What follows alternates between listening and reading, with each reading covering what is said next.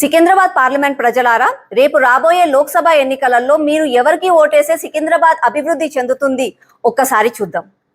BJP బలపరిచిన అభ్యర్థి కిషన్ రెడ్డి గారు తను బాల్యంలోనే ప్రజలలో ఉండాలి, ప్రజలకు సేవ చేయాలి అని చెప్పి ఆకాంక్షతోటి బీజేపీలో చేరి ఒక చిన్న కార్యకర్త నుంచి ఈ రోజు యూనియన్ మినిస్టర్ స్థాయికి ఎదిగారు అనంటే అతను ఎంత కష్టజీవియో అన్నది ప్రతి ఒక్కరికి అర్థమవుతుంది.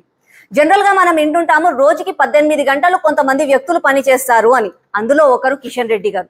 ఎప్పుడు చూసినా ప్రజలలో ఉంటారు, ప్రజలకు ఏ సమస్యలైనా అక్కడికి వచ్చి అటెండ్ చేస్తారు, కార్యకర్తలతో పాటు మమైకమై తిరుగుతారు. అలాంటి వ్యక్తి కిషన్ రెడ్డి గారు. మూడవది, జనరల్ గా కూడా పాలిటీషియన్స్ ఎక్కువ రోజులు ఉంటే వాళ్ళకి ఏదో స్కామ్స్, ఎలిగేషన్స్, కేసులు అవో ఇవో ఉంటాయి.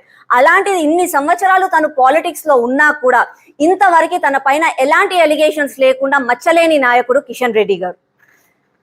నెక్స్ట్, టిఆర్ఎస్ అభ్యర్థి పద్మారావు గారు. ఇంకా ఇతని గురించి ఫస్ట్ చెప్పాలి అని అంటే ప్రజలలో ఎప్పుడు ఉండరు, ప్రజలకు ఎప్పుడు అందుబాటులలో ఉండరు. సెకండ్, మీరు ఒకవేళ తన ప్రాతినిధ్యం వహించిన నియోజకవర్గాలను ఒక్కసారి చూస్తే అవి ఏమన్నా అభివృద్ధి చెందాయా? చెందలేదు. ఎక్కడ వేసిన గొంగడి అక్కడే. అలాంటి వ్యక్తి మనకు అవసరమా? మూడవది, తను ప్రాతినిధ్యం వహిస్తున్న బీఆర్ఎస్ ప్రభుత్వం. ఇప్పుడు అది మునిగిపోయిన నావ. దానికి ఓటు వేస్తే, బీఆర్ఎస్ కి ఓటు వేస్తే మోరిట్లో వేసినట్టే. ఎందుకు అనంటే అక్కడ వాళ్ళు ఎవరు ప్రధానమంత్రి అయ్యేది లేదు, ఏమీ వచ్చేది లేదు. కాబట్టి ఆలోచించండి. నెక్స్ట్, కాంగ్రెస్ అభ్యర్థి దానం నాగేందర్ గారు.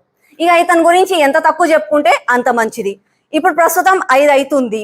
ఇక 5 గంటల వరకు అయితే మెడలో కాంగ్రెస్ కండువా ఉంది. ఇంకొక గంట అయిన తర్వాత ఏ కండువా ఉంటుందో ఇక వాళ్ళకే తెలియదు.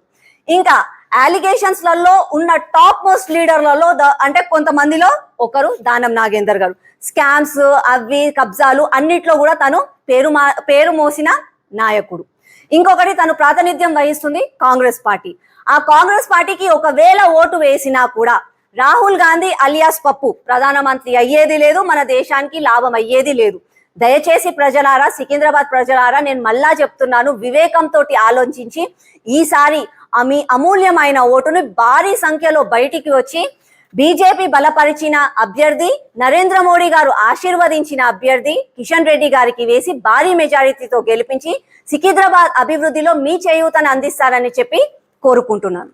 గో బ్యాక్ రేవంత్ రెడ్డి గారు, గో బ్యాక్. కాంగ్రెస్ పార్టీ రాష్ట్ర అధ్యక్షులు ముఖ్యమంత్రి రేవంత్ రెడ్డి గారు ఈ రోజు సరూర్ నగర్ డివిజన్ కి వచ్చి కాంగ్రెస్ పార్టీకి ప్రచారం చేయబోతున్నారు. వారికి నేను ఈ నెల్ల జెండాతోటి స్వాగతం పలుకుతాను.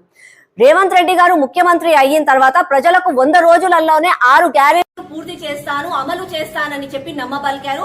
వాళ్ళ కోసం అని చెప్పి ప్రజాపాలనలో అప్లికేషన్స్ ఫామ్ నింపాలి అని చెప్పారు. బీయింగ్ అన్ అపోజిషన్ లీడర్, ఒక స్థానిక కార్పొరేటర్ గా నా ప్రజలకు మంచి జరుగుతుంది అని చెప్పి నేను వాళ్ళకి సహాయం చేస్తూ ఎండలో కూడా వాళ్ళ వెంబడి ఉండి వాళ్ళకి అప్లికేషన్ ఫామ్స్ నింపడంలో వాళ్ళకి సహాయం చేశాను. కానీ రేవంత్ రెడ్డి గారు 6 గ్యారెంటీలలో ఇంతవరకు ఒక్క గ్యారెంటీ కూడా మీరు అమలు పరచలేదు.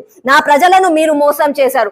అలాంటి వాళ్ళకి మీరు ఈ రోజు నా సరూర్ నగర్ డివిజన్ కి వచ్చి నా సరూర్ నగర్ ప్రజలను కాంగ్రెస్ పార్టీకి ఓటు వేయమని అడిగే అర్హత మీకు లేదు. గో బ్యాక్ రేవంత్ రెడ్డి గారు, గో బ్యాక్.